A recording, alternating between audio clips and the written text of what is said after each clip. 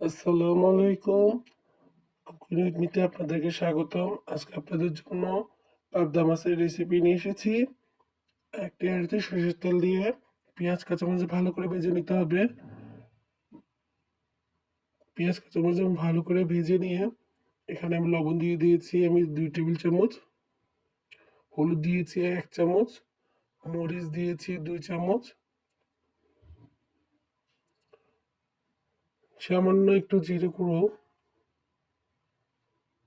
রসুন দিয়েছি 2 চামচ,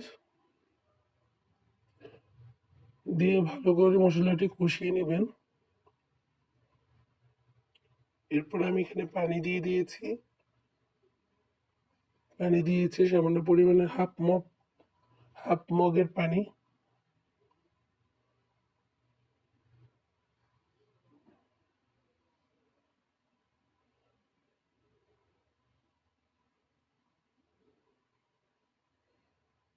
ভালো করে মশলাটি কষিয়ে আসলে এবার আপনারা পাবদা মাছগুলো আস্তে আস্তে দিয়ে দিবেন।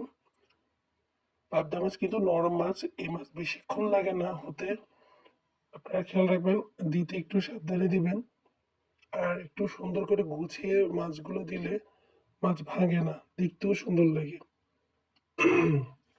মাছটা হয়ে আসার পরে আপনারা টমেটো দিয়ে দিবেন। আমি টমেটো কেটে রেখেছি।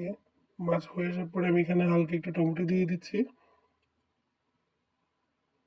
ব্যাস, টমেটো আর মাছ ভালো মতো হয়ে আসার পরে একটু ঝোলটা একটু হালকা রাখবেন।